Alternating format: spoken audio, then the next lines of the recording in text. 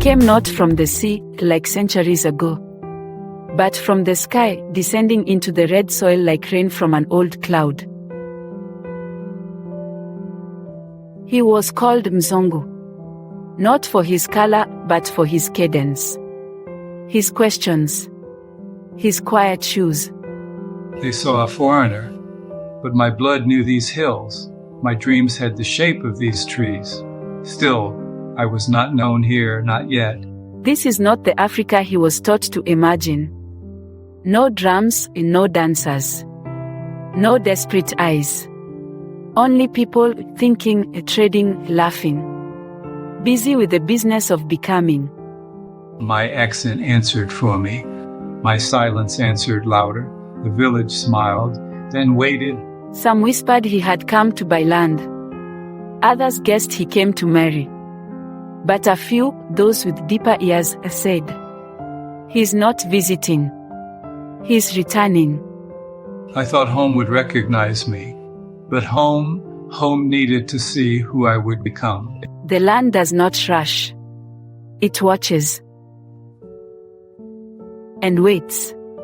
Everything looked familiar, but none of it was the same. The heat, the colors, the sounds, yes.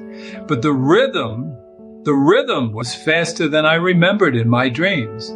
This was not the place his textbooks had described. Here, the village ran on code, on clouds, on quiet ambition. He listened. He watched. But the village listened too.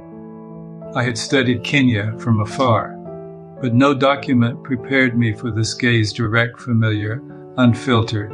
It was not hostile. It simply asked, "Why are you here?" They had seen others arrive, soft hands, confident smiles, short stays. The land had been bought, the girls courted, the roots left unwatered. This one was different. But different how? They waited to see. My words were foreign. My gestures, familiar but offbeat.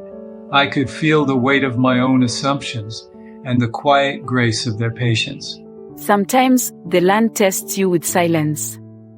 Other times it offers a smile, a nod, a ride.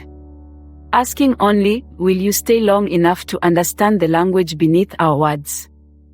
She saw him first, not as Mzungu, not as spectacle, but as someone watching from the margins.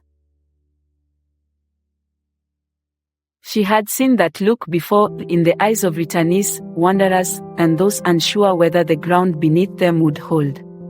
There was no introduction, just a glance. Not the kind that demands attention, but the kind that lingers, like a page left half-turned. Their language was broken, but their listening was whole. She did not try to shape him into something else. And he, for the first time, stopped rehearsing who he was. She asked questions I didn't expect, not where I'd come from, but what I'd noticed, what I was still learning. He had come with stories. But now, he began to listen to hers. The village was not waiting for a savior. It was already building. I had underestimated them, but more than that, I had underestimated the silence of my own expectations. Not all journeys begin with movement. Some begin with stillness. With a pause long enough to let the soul catch up. I no longer asked if I belonged. I only asked, what could I become here? He did not ask what the village needed. He asked what they were already doing and where his hands might fit. They had seen many men with loud voices and empty hands. This one came with quiet hands and useful silence. The youth didn't need motivation. They needed access, tools, a reason to be. Trust does not arrive with visitors. It grows like cassava, deep, slow, invisible, until one day it feeds you. In the cities I taught theory. Here I remembered that a working light is more valuable than 10 lectures. People watched not because he impressed them, but because he stayed. And that here meant everything. I used to believe that knowledge was what I had. Now I began to see that wisdom was what I lacked. Bit by bit, the space around him changed. The whispers grew quieter. The smiles more real. He was no longer a guest. Not yet family. But something in between.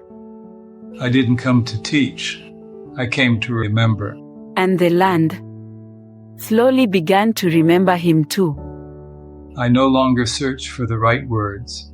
I learned to speak through presence, through pain. He had stopped performing home. He had started living it. The land no longer asked, "Why are you here?" It asked instead, "What shall we grow together?" Didn't want to leave. I wanted to be useful. I learned that humility is not silence. It's listening long enough to speak truth. He was no longer the Mzungu. He was uncle, mentor, friend. I left America to find Africa, but I found something else entirely. I found a life waiting for me to stop running. Not all stories end in triumph. Some end in truth. In belonging without announcement. In love that no longer needs explaining.